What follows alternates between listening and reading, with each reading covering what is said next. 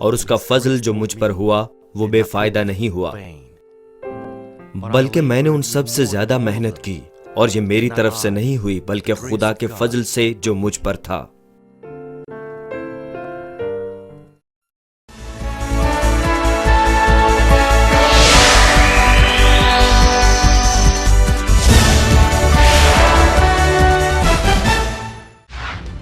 مانمنٹ central church بہت سی مقامی اور بین الاقوامی کلیسیاؤں پر مشتمل ہے جو کہ دنیا کے بیشتر ممالک جیسے کہ کینیا، امریکہ، Canada, Japan, France, India, Philippines اور ہنڈورس میں واقع ہیں۔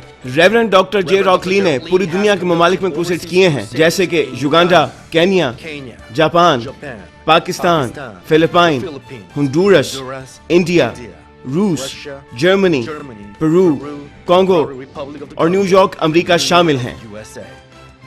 حالیہ کروسیڈ جو کہ میڈیسن اسکوائر گارڈن میں ہوا 200 سے زائد ممالک میں سیٹلائٹ کے ذریعے نشر کیا گیا۔ ان کی روحانی اور شفائی عبادات کو 200 سے زائد ممالک میں سیٹلائٹ، ریڈیو، ٹی وی اور انٹرنیٹ کے ذریعے نشر کیا گیا ہے۔ سن 2000 میں یوگانڈا میں منعقدہ انجیل مقدس کروسیڈ کو CNN پر بھی دکھایا گیا اور ان کروسیڈ کی بنیاد پر انہیں بیداری کا عالمگیر رہنما قرار دیا گیا۔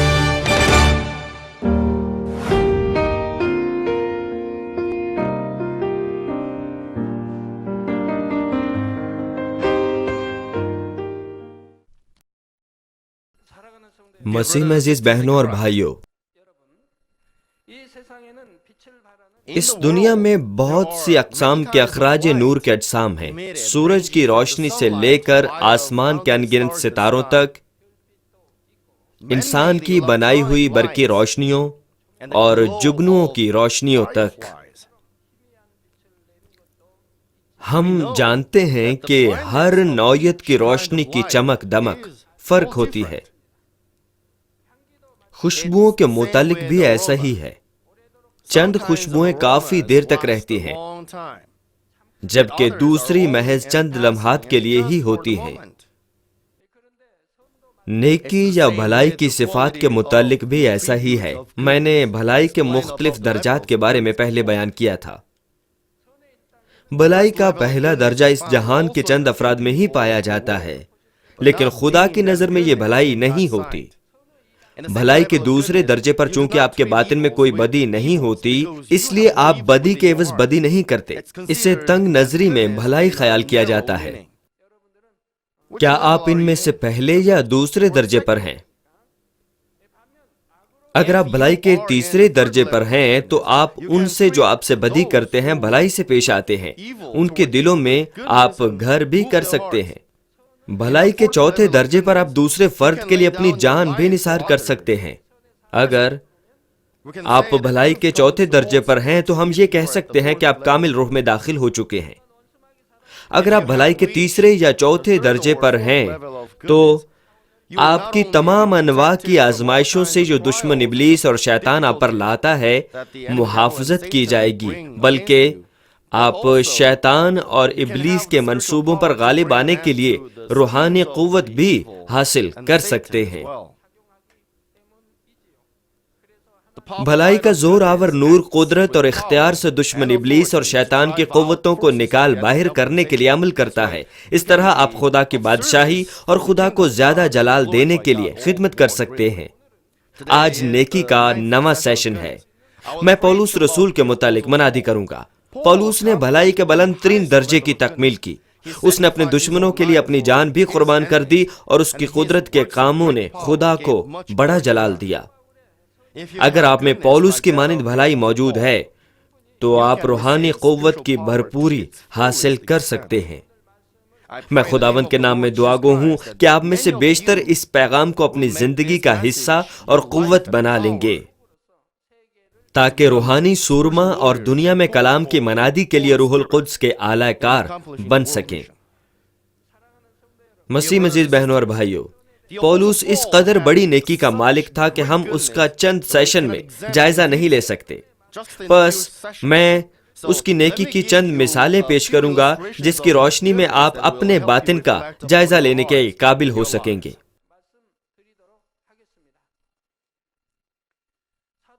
پولوس کی بھلائی کے عالم میں پہلی بات یہ تھی کہ وہ کسی بھی صورتحال میں پڑنے کے باوجود خود پر ہونے والے خدا کے فضل کا کامل رفتاری سے شکر گزار تھا۔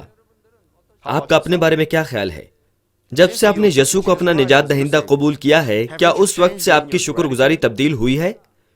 کیا آپ اپنے باطن میں بدلے ہیں؟ کیا آپ بھلائی پر قائم ہو چکے ہیں؟ ازراہ کرم، خود پر غور کیجئے، کیا اذیتوں، آزمائشوں اور تکالیف میں آپ ڈگمگائے ہیں؟ مہربانی سے جائزہ لیجئے کہ کہیں آپ کا دل ناشکرا تو نہیں ہوا۔ ایک مرتبہ جب میں گہرے طور پر دعا میں ٹھہرا ہوا تھا تو خدا باپ نے مجھے اس بات کا احساس دلایا کہ پولوس کس قسم کا آدمی تھا۔ پولوس اپنی پیدائشی موروثی صفات کی بدولت ایک گہری قائلیت والا اور اپنی راستباری پر بزد شخص تھا۔ وہ احساس برتری اور زبردست گھمنڈ کا مالک تھا۔ وہ دوسروں پر زبردستی حکمرانی جتاتا تھا۔ وہ سچائی کا حقیقی متلاشی تھا، اس لیے جب وہ کسی بات کے بارے میں سوچتا تھا تو جواب حاصل کرنے تک وہ اس کی چھان بین پر اور گیان دھیان میں مصر رہتا تھا۔ اس طرح اس نے بتیری چیزوں کے مطالعے سے، اپنی سوچ اور نظریے سے اپنا ایک شخصی تصور تخلیق کر لیا تھا۔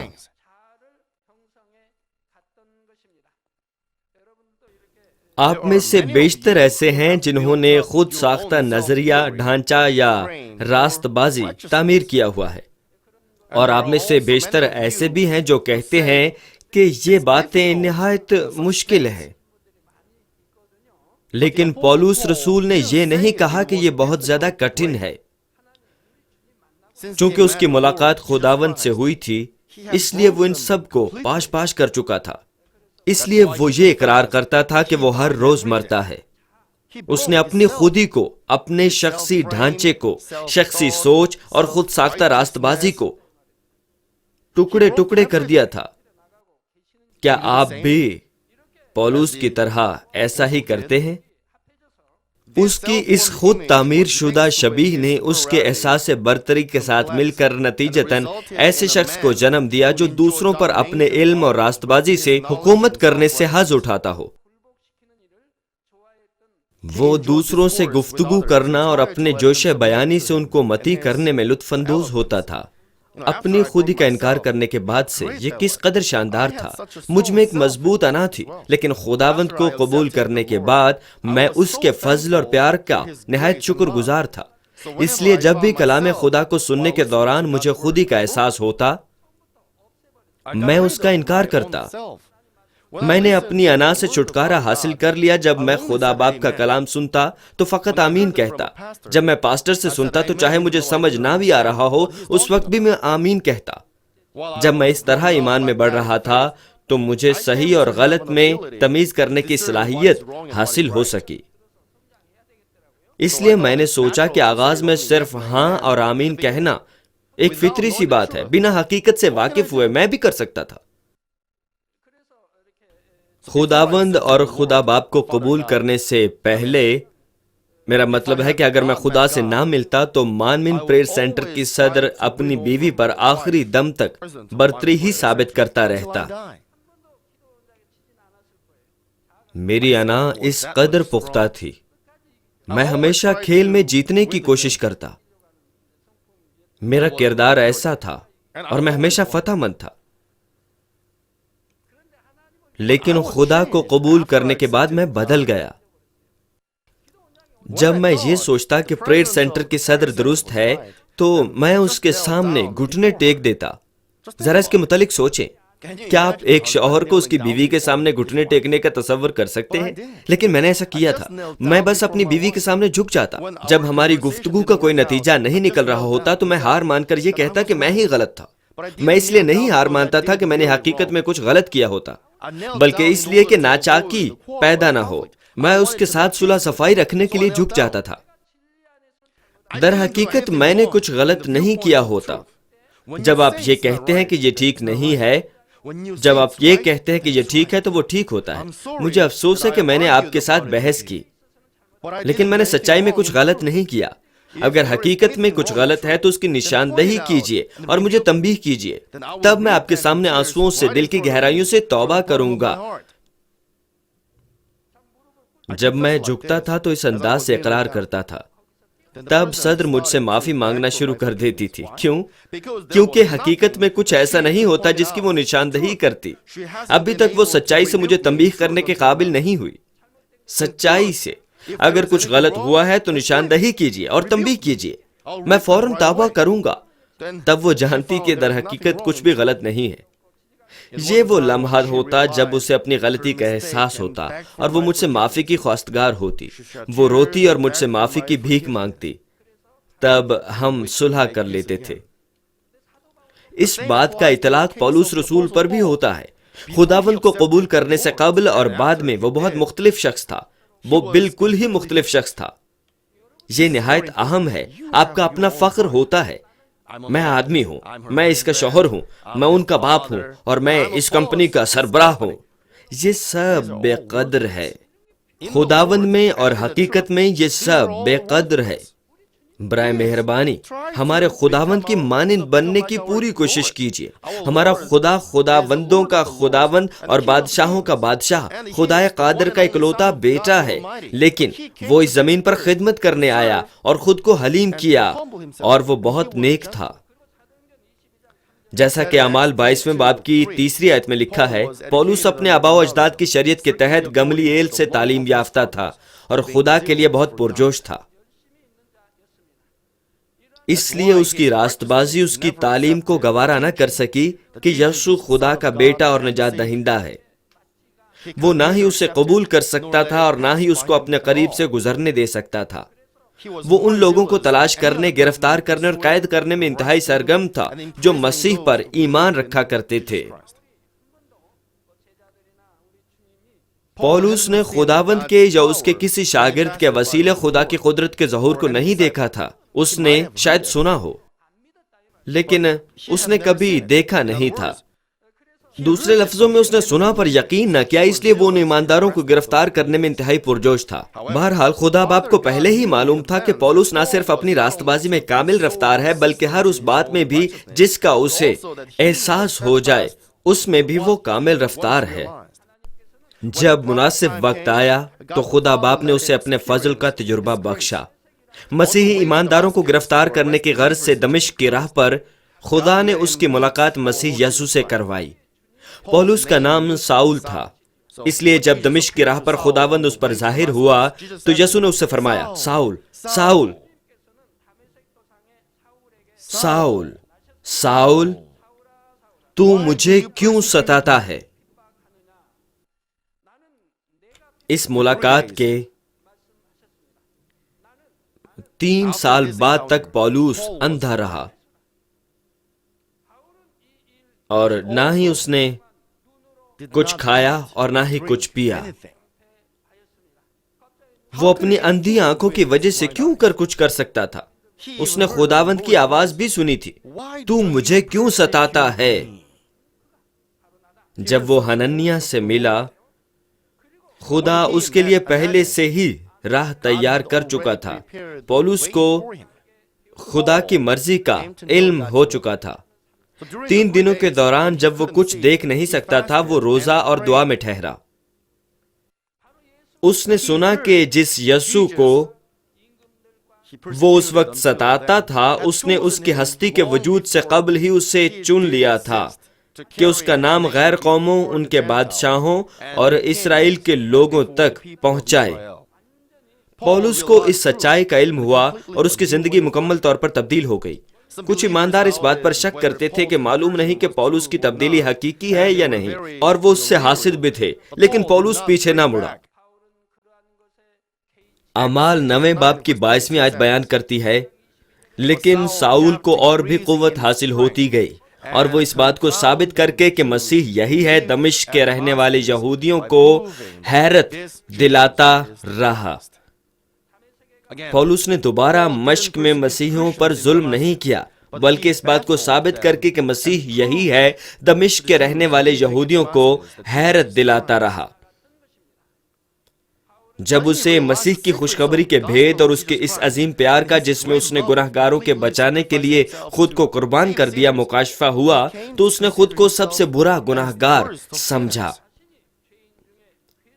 اس نے خداوند کے اس فضل کا انتہائی شکر ادا کیا جس نے اس کے تمام گناہوں اور خطاؤں کو معاف کیا، موت سے بچایا اور خدا کی دستیابی کے مطابق اسے ایک قیمتی خدمت عطا کی۔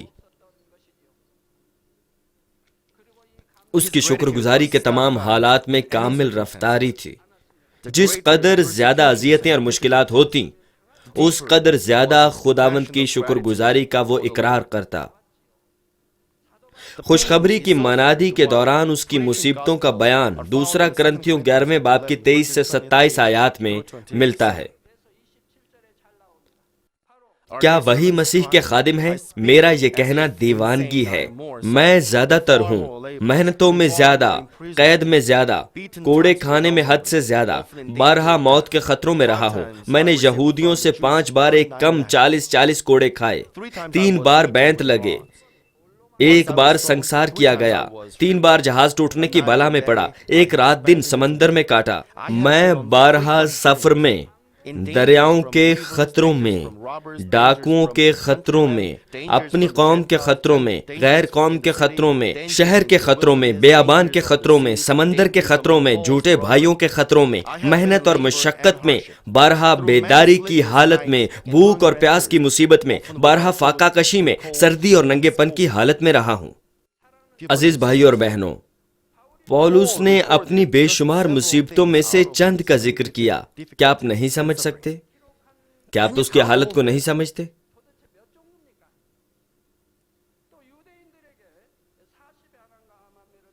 اس نے یہودیوں سے مسیح کی خاطر بارہا مار کھائی، وہ تو موت کے قریب ہی پہنچ گیا۔ یہودیوں سے 5 بار 1 کم 40 کوڑے کھائے، یعنی کل 195 کوڑے۔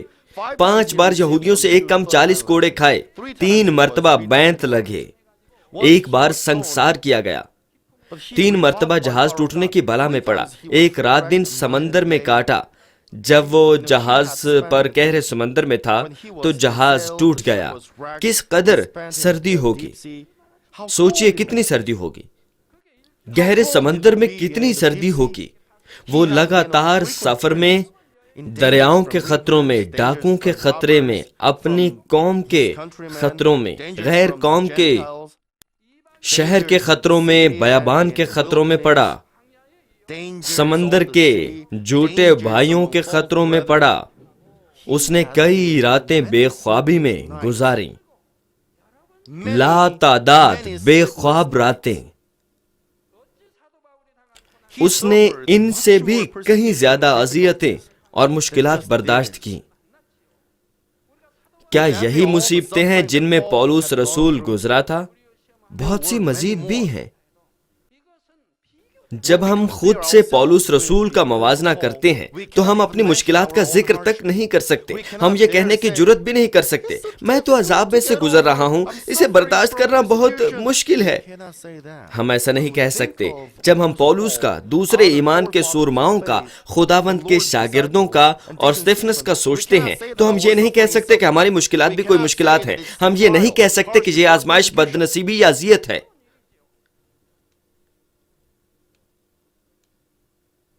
لیکن ان تمام تکالیف کے باوجود بھی وہ دل سے اپنے لیے خدا کے فضل اور پیار کا شکر ادا کرتا رہتا تھا، ہمیشہ ہمیشہ۔ گہری دعا کے وسیلے اس کے ان اقرار کی مثالیں پیش خدمت ہیں جن کا مجھے احساس ہوا۔ چاہے میں انتہائی مشکل صورتحال میں سے ہی کیوں نہ گزرا، گو کہ میں ایسے حالات میں بھی تھا جب میری جان بھی جا سکتی تھی، گو کہ مجھے قید رکھا گیا، اور چاہے میں جس قدر لمبا عرصہ جہاز ٹوٹنے کے خطرے میں رہا، میرے لیے یہ کچھ بھی نہیں ہے۔ جب سے میں مسیحی ہوا اور اس کلیسیا کا آغاز کیا، میں نے بہت سی باتوں کا تجربہ کیا، لیکن وہ میرے لیے کوئی قیمت نہیں رکھتی۔ جب میں سمندر پار منادی کے لیے جاتا تو مجھے بے شمار مشکلات کا سامنا کرنا پڑتا، لیکن وہ کچھ بھی نہیں تھی۔ ان کا نتیجہ برکت اور خدا کے نام کو جلال تھا۔ جب بھی میں پھل کو دیکھتا تو یہ برکت کا ہی پھل ہوتا تھا۔ میں خدا کو بہت جلال دیتا ہوں۔ جتنی زیادہ رکاوٹیں آتی میں خدا کو زیادہ جلال دینے کے قابل ہوتا۔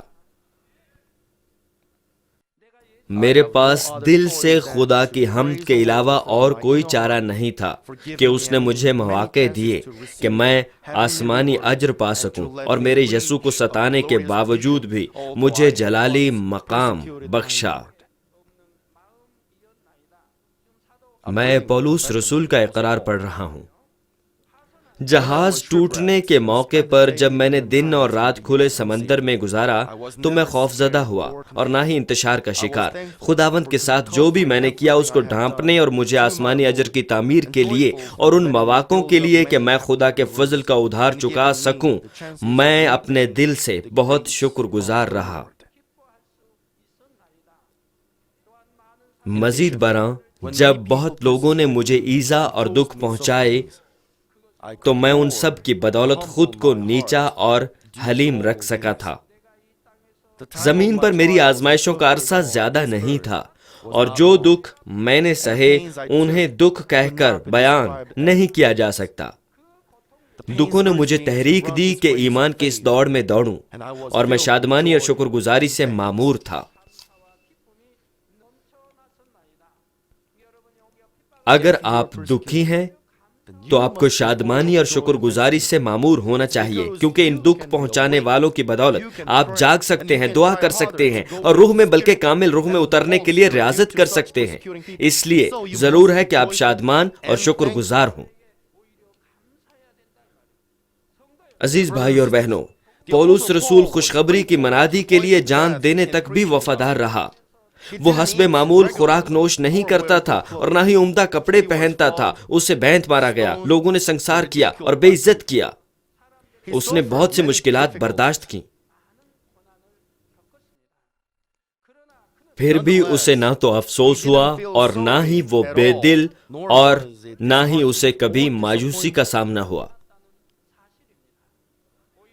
اس کا یہ اقرار کس قدر تعجب خیز ہے کہ وہ ان دکھوں اور مصیبتوں کو آگے بڑھنے کی ترغیب اور مزید قوت سے ایمان کی دوڑ دوڑنے کا ذریعہ سمجھ سکا، اور پھر وہ اپنے دل سے شادمان اور شکر گزار بھی تھا۔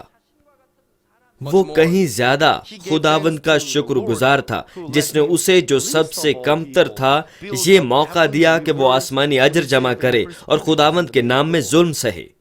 بہت سے لوگ خدا کے فضل کی شکر گزاری کا اقرار تو کرتے ہیں، لیکن پہلی مرتبہ یقین کرنے کے وقت سے اپنے باطن کو تبدیل نہیں کرتے۔ تو کیا ان کا اقرار خدا کے لیے پولس کے اقرار کی مانند ہوتا ہے یا نہیں؟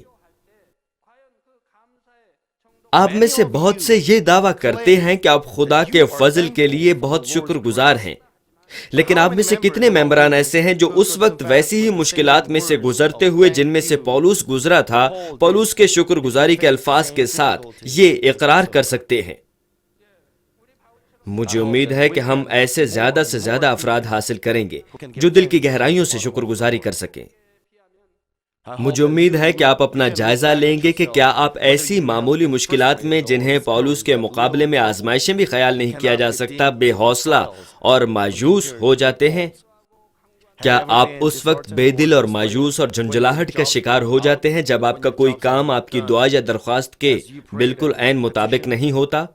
آپ نے شاید یہ توقع کی ہو کہ آپ خدا کو جلال دیں گے اور برکات حاصل کریں گے اور ہر بات میں خوشحال ہوں گے کیونکہ آپ خدا کی بادشاہی میں وفادار رہے ہیں اور خود کو اس حد تک نذر کر دیتے ہیں کہ اس کے لیے سب کچھ قربان کرنے پر تیار ہو جاتے ہیں۔ لیکن کیا کبھی آپ اس وقت مایوس ہوئے ہیں جب آپ کی توقع کے مطابق برکات نازل نہیں ہوتی؟ آپ کو بالکل بھی مایوس اور غمگین نہیں ہونا چاہیے، لیکن اگر آپ مایوس اور غمگین ہوتے ہیں تو بائبل میں کس کے متعلق آپ کو سوچنا چاہیے؟ بھکاری لازر کے متعلق۔ جی ہاں، امیر شخص نے نجات نہ پائی اور جنت میں نہیں بلکہ نیچے عالم ارواح میں چلا گیا۔ جب امیر آدمی اذیت میں تھا تو غریب شخص لازر جو امیر آدمی کی میز سے گرے ہوئے روٹی کے ٹکڑوں سے پیٹ بھرنے کو ترستا تھا، ابراہم کی گود میں تھا۔ جنت میں کون گیا؟ سوچئے۔ آپ اس حقیقت کے بارے میں سوچئے، آپ لازر سے بہتر ہیں۔ مجھے یقین ہے کہ آپ لازر سے 10 یا 100 گنا زیادہ بہتر ہیں۔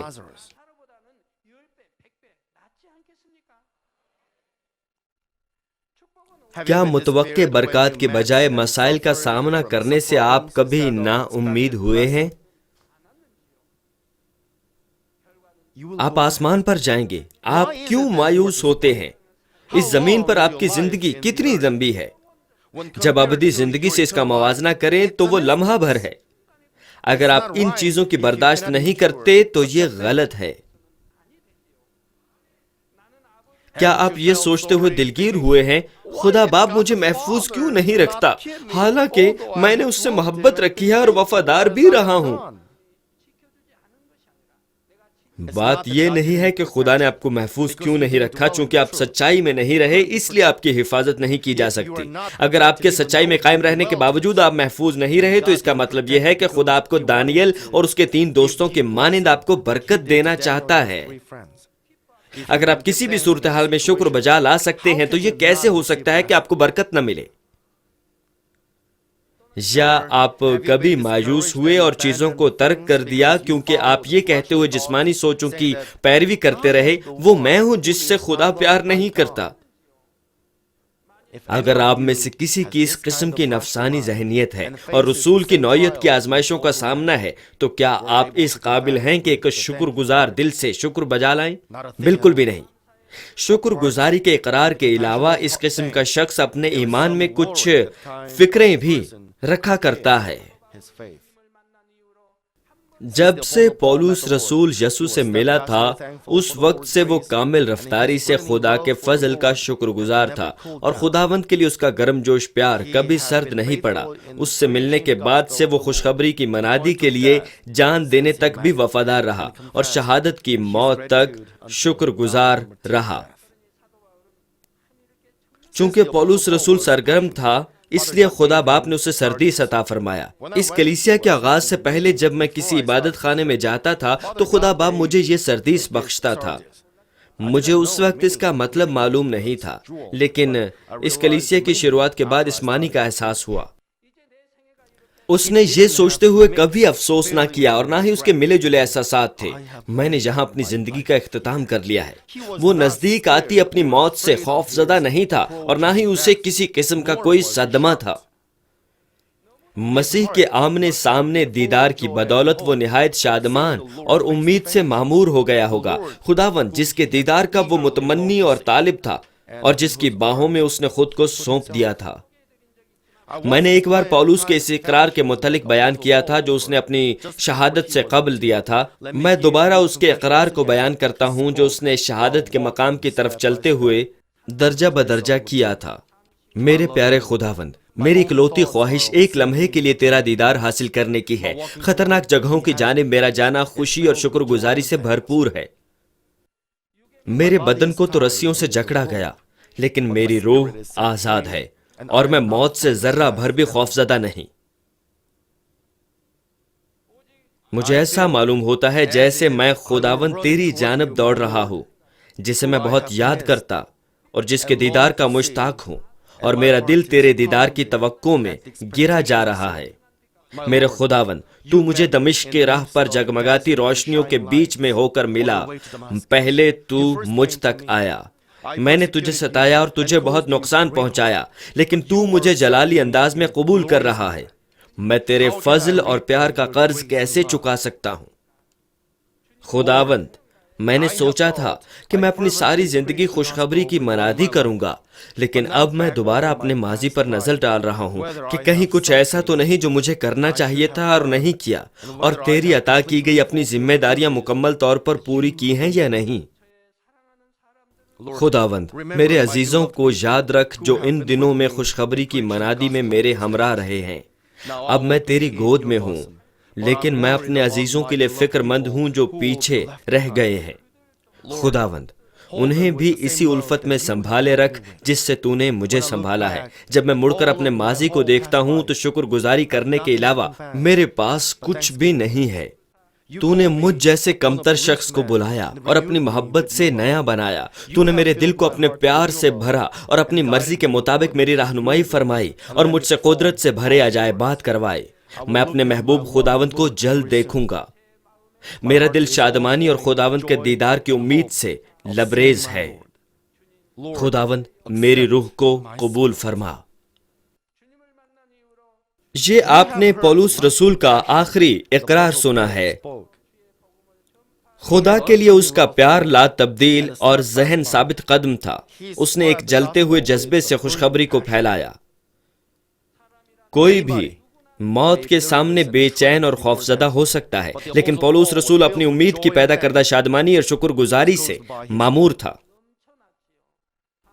جن کو اسے پیچھے چھوڑنا تھا اس نے ان جانوں کو یاد رکھا اور خداوند کے سپرد کیا۔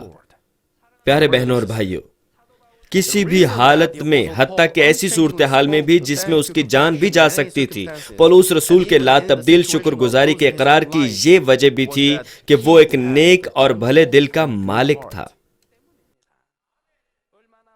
میں ہر بات میں شکر گزاری کروں گا۔ یہ الفاظ کہتے ہوئے آپ نے کس قدر ان کی تکمیل کی ہے۔ نیک دل لوگ چھوٹی چیزوں کے لیے بھی شکر گزار ہوتے ہیں، اور اس طرح کا شکر بہت بڑا شکریہ اور دعا بنتا ہے۔ آپ نے کلام کی کس حد تک تکمیل کی ہے کہتے ہوئے کہ میں ہر حالت میں شکر گزار رہوں گا۔ ہر حالت میں خدا کا شکر ادا کرنے کے لیے ضرور ہے کہ آپ ہر اچھی اور بری چیز کے لیے، خوش نصیبی اور بد نصیبی کے لیے ہر حالت میں شکر گزار ہوں۔ اس دنیا میں کوئی بھی، حتیٰ کہ وہ بھی جو خدا کا فرزند نہیں ہے، اس وقت شکر گزاری کر سکتا ہے جب اس کے پاس شکر کرنے کی کوئی بات موجود ہو۔ اس کے برعکس خدا کے ایماندار ایمان سے مصیبتوں کا سامنا کرنے کے باوجود بھی شکر بجا لا سکتے ہیں۔ ان کے پاس شکر گزاری کی متعدد وجوہات ہوتی ہیں۔ وہ شکر ادا کر سکتے ہیں کیونکہ ان کا یقین ہوتا ہے کہ جب وہ دعا میں مانگیں یا درخواست کریں گے تو خدا باپ ان کے کسی بھی قسم کے مسئلے کو حل کرے گا۔ مزید برآں خدا کے ایماندار اپنی مرضی کے برخلاف بھی شکر بجا لا سکتے ہیں کیونکہ وہ خدا پر یقین رکھتے اور اس سے محبت کرتے ہیں جس نے ان سے پیار کیا، بلکہ انہیں علم ہوتا ہے کہ ان کی مشکلات خدا کی مرضی میں تھیں۔ در حقیقت ہمیں خدا سے اس قدر عظیم محبت اور فضل حاصل ہوا ہے کہ ہم زندگی بھر بھی اس کے سارے فضل اور پیار کا قرض نہیں چکا سکتے۔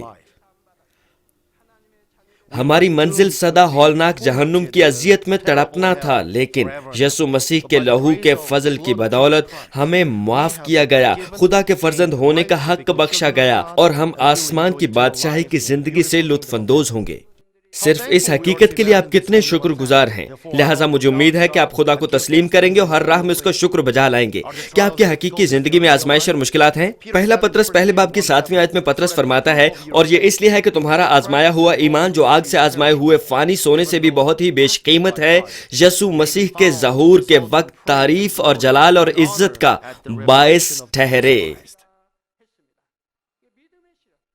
آزمایا ہوا ایمان، ضرور ہے کہ آپ ایمان میں بڑھنے کے لیے اس آزمائے ہوئے ایمان کے لیے شکر گزار ہوں، کیونکہ اس کی وجہ سے ہماری تعریف ہو سکتی ہے اور ہم جلال پا سکتے ہیں۔ اس آزمائے ہوئے ایمان سے ہم روح اور کامل روح میں داخل ہو سکتے ہیں۔ یہ کس قدر شکر گزاری کی بات ہے۔ رومیو 8ویں باب کی 18ویں آیت میں پولس رسول فرماتا ہے، کیونکہ میری دانست میں اس زمانے کے دکھ درد اس لائق نہیں کہ اس جلال کے مقابل ہو سکیں جو ہم پر ظاہر ہونے والا ہے۔ پولس رسول اس بات سے بخوبی واقف تھا، اس لیے وہ اپنے دکھوں میں شکر گزار رہا، کیونکہ اس زمانے کے دکھ درد اس لائق نہیں کہ اس جلال کے مقابل ہو سکے جو ہم پر ظاہر ہونے والا ہے۔ جب آپ ہوا میں اڑ کر خداوند سے ملاقات کریں گے اور جلال میں رہیں گے تو گھر کی اشیاء کا اس جلال سے موازنہ نہیں کیا جا سکتا۔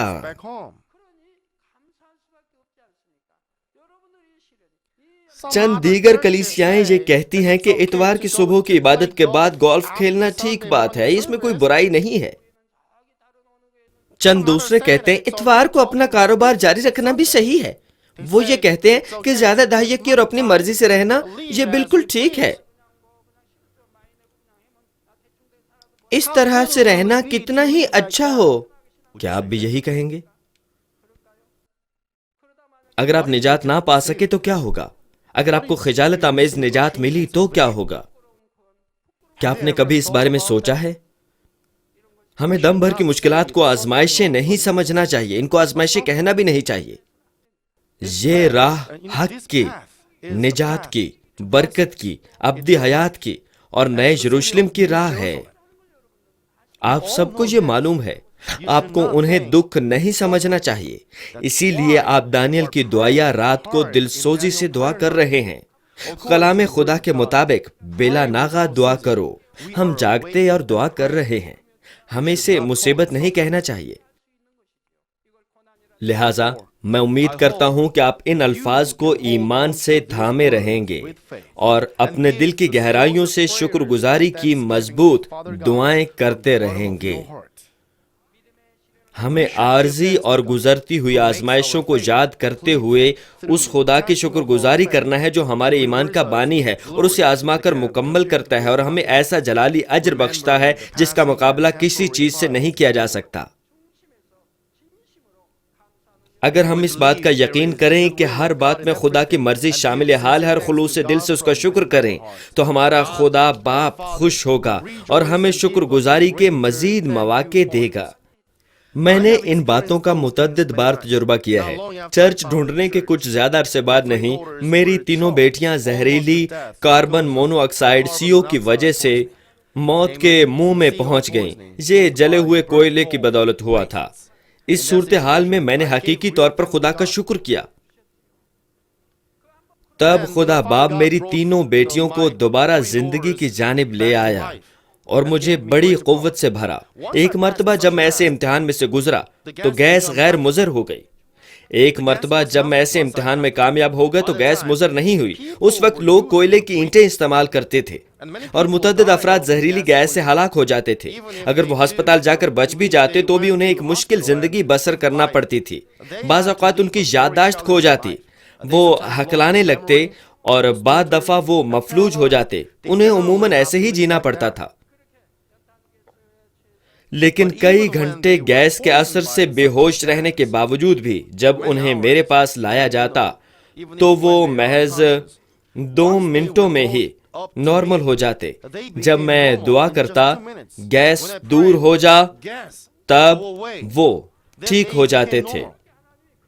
جب میں نے تابعداری کی اور شکر گزاری سے اس امتحان میں کامیاب ہو گیا تو بے جان اشیاء بھی میرا حکم ماننے لگیں.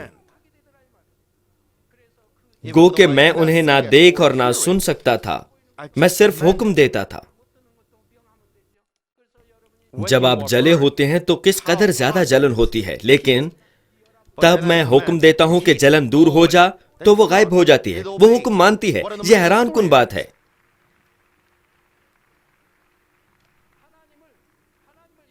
اگر آپ خدا کو تسلیم نہیں کرتے تو یہ یقین کیجئے یا نہ کیجئے کہ مانند ہے، لیکن آپ سب جانتے ہیں کہ یہ حقیقت ہے. بہت سو نے اس کا تجربہ کیا ہے اور یہ حقیقت ہے. جب میں حکم دیتا ہوں تو وہ چاہے گیس یا زہر ہی کیوں نہ ہو، حکم مانتے ہیں. آپ نے ایسا ان گنت بار دیکھا ہے. خدا باپ میری تینوں بیٹیوں کو زندگی کی طرف لے آیا اور مجھے بہت زیادہ قوت بخشی. یہ عدل ہے. اس کلیسیا کے آغاز کے فوراً بعد، میرے خیال میں آدھے سال کے بعد، وہ مر گئی تھی.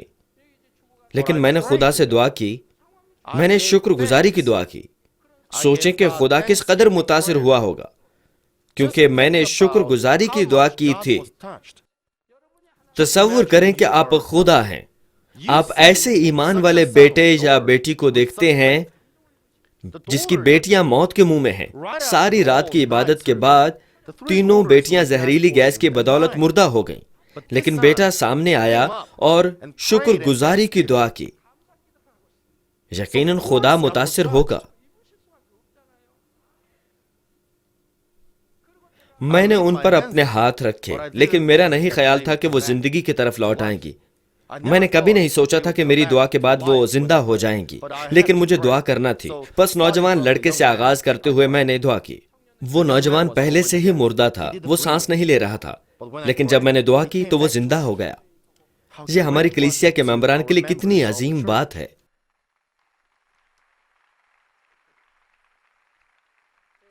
یہ ایمان ہے۔ جب آپ ایسا ایمان رکھتے ہیں تو آپ ایسی صورتحال میں بھی شکر گزاری کر سکتے ہیں۔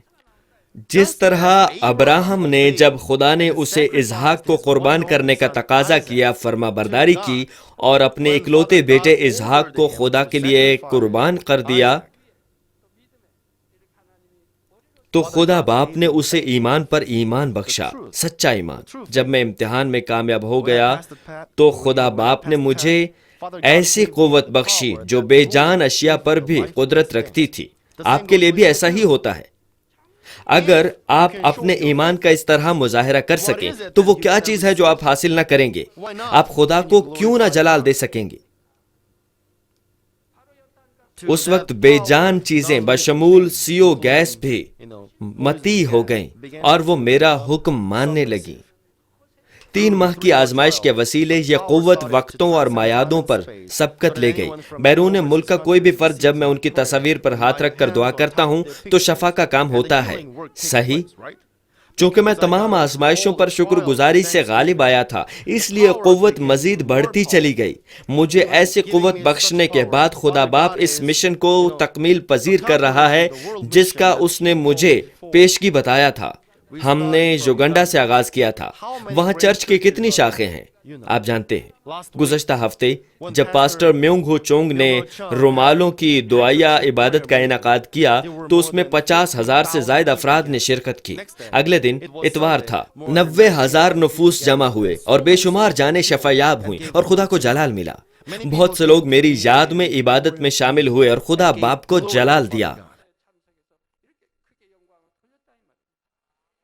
صرف یہی نہیں ہوا، حکومت کی کئی وزارتیں عبادت میں شامل ہوئیں۔ جب میں سن 2000 میں وہاں گیا تھا تو وہاں پر صرف 3 وزراء تھے۔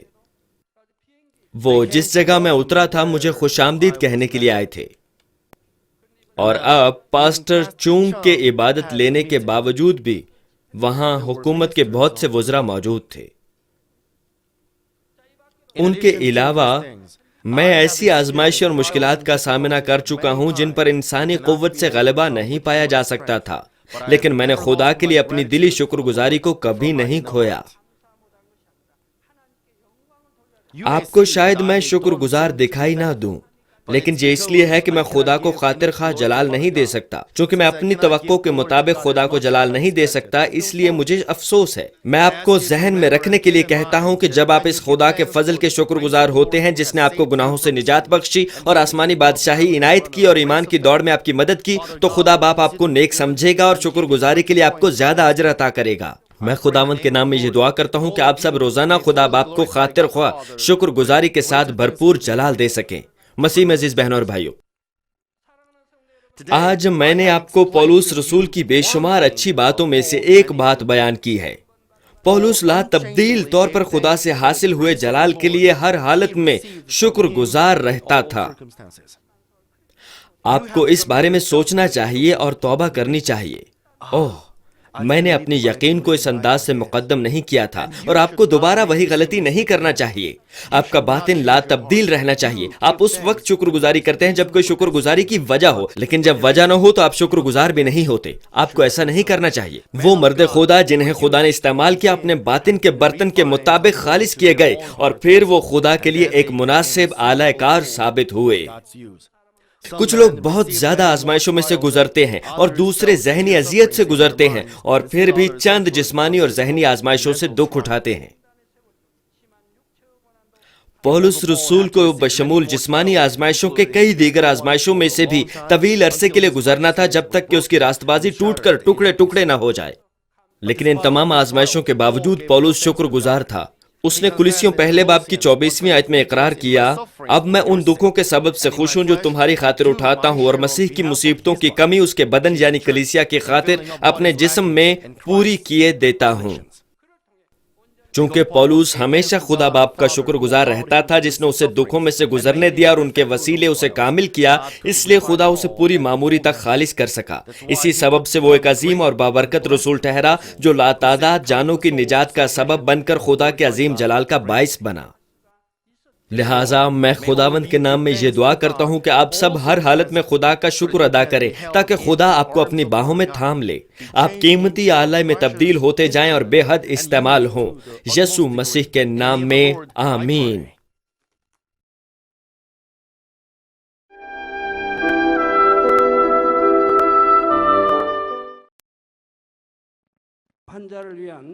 بیماروں کے لیے دعا۔ میں ان سب لوگوں کے لیے دعا کروں گا جو بیمار ہیں۔ آپ اپنے بدن کے اس حصہ پر اپنا ہاتھ رکھ لیں جہاں پر بیماری ہے اور اس دعا سے استفادہ کیجیے۔ اگر آپ بیمار نہیں ہیں لیکن اپنی دلی مرادیں پانا چاہتے ہیں تو اپنا ہاتھ اپنے سینے پر رکھ لیجیے۔ خدا کا زندہ کلام وقت اور فاصلے کی قیود سے آزاد ہے اور آپ کے ایمان کے مطابق آپ کے لیے کام کرے گا۔ آپ جہاں کہیں بھی ہوں، اگر ایمان کے ساتھ اس دعا کو قبول کریں گے تو آپ خدا کی قدرت کے حیران کن کام دیکھیں گے۔ ہاللویا۔ قادر مطلق خدا، تو جو محبت ہے، اپنے بچوں پر اپنے ہاتھ کو رکھ اور تمام GCN دیکھنے والوں پر بھی جو ایمان سے اس دعا کو ٹی وی کے ذریعہ قبول کرتے ہیں۔ اپنا ہاتھ ان پر رکھ اور اپنے عجیب کام جو وقت اور فاصلے کی قیود سے آزاد ہیں ان تمام لوگوں کی زندگیوں میں دکھا جو دنیا کے کسی بھی کونے میں ہیں۔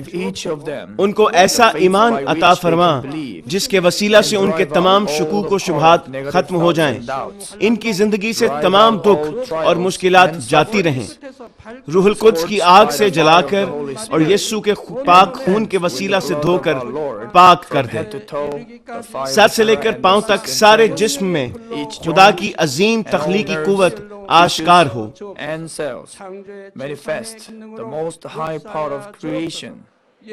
میں خداوند یسوع مسیح کے نام سے دشمن ابلیس اور شیطان، تمام بیماریوں، جراثیموں اور کمزوریوں کو حکم دیتا ہوں کہ ان بدنوں سے الگ ہو جائیں۔ تمام چھوت کی بیماریاں جاتی رہیں۔ ہر وہ بیماری جو لا علاج ہے اور نئی دریافت شدہ بیماریاں روح القدس کی آگ سے جل کر بھسم ہو جائیں۔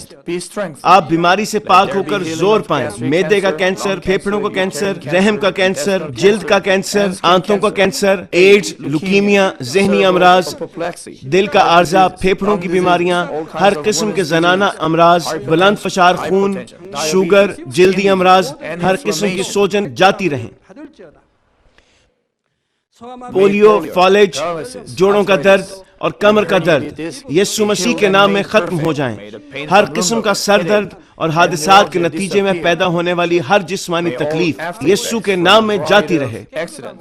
بیماری کی وجہ سے تھکان، نزلہ، زکام اور گلر جیسی بیماریاں روح القدس کی آگ سے جل کر بھسم ہو جائیں۔ مرگی، ذہنی معذوری، ذہنی دباؤ اور تمام ذہنی بیماریاں یسوع مسیح کے نام سے جاتی رہیں۔ ہر قسم کی تاریکی ختم ہو جائے اور ان کے دلوں میں اطمینان اور شادمانی آ جائے۔ خدا باپ تخلیق کی عظیم ترین قوت کے وسیلہ سے یہ جسم جو کمزور ہو چکے ہیں دوبارہ سے زور پائیں، فالج کے جکڑے آزاد ہو جائیں اور لنگڑے چلنا اور چھلانگے لگانا شروع کریں۔ نظر کی کمزوری جاتی رہے، بہرے سننا شروع کر دیں، اندھے بینائی حاصل کریں اور گونگے لوگ بولنا شروع کر دیں۔ خدا باپ بانجھ خواتین کو اولاد کی برکت عطا فرما، ٹوٹی ہڈیوں کو جوڑ دے اور جسم کے تمام جلے ہوئے حصے مکمل طور پر شفاجاب ہو جائیں۔ نشہ کی لعنت میں گرفتار لوگوں کو روح القدس کی آگ کے وسیلہ سے پاک اور صاف کر دے۔ جسم کے تمام مردہ خلیے زندہ ہو جائیں، تمام تاریکی جاتی رہے اور ابلیس کی قوتیں نکل جائیں اور تباہیوں سے محفوظ رکھ اور ان کو برکت دے کہ وہ ایک خوشحال زندگی بسر کریں۔ اے خدا، اپنے فرزندوں کو گھروں اور کاروبار کی جگہ پر روح القدس کی آتشی باڑ میں محفوظ رکھنا اور تیری آنکھیں جو آگ کے شعلہ کی مانند ہیں ان کو دیکھتی رہیں۔ ان کا باہر جانا اور اندر آنا مبارک ہو۔ انہیں برکت دے تاکہ یہ لوگوں کو قرض دیں لیکن کسی سے کبھی قرض نہ لیں. انہیں حکمت اور عقل دے اور ان پر فضل کر کہ وہ روح القدس سے معمور ہو جائیں. خداوند اپنے خادموں کو وہ کام کرنے کی توفیق اور فضل عطا فرما جو تو نے انہیں سونپا ہے. ہر چرچ میں ایک انقلاب برپا کر دے. اپنے بچوں کی رہنمائی کر تاکہ وہ تجھے جلال دیں جو بھی کام وہ کریں. اپنے عجائب کا ظہور فرما تاکہ وہ اپنے لبوں سے تیری گواہی دیں کہ وہ تجھ سے ملے ہیں اور تو ان کی دعاؤں کو قبول کرتا ہے. خدا باپ میں تیرا شکریہ ادا کرتا ہوں اور صرف تجھے ہی سارا جلال دیتا ہوں. میں خداوند یسوع مسیح کے نام میں یہ دعا کرتا ہوں. آمین.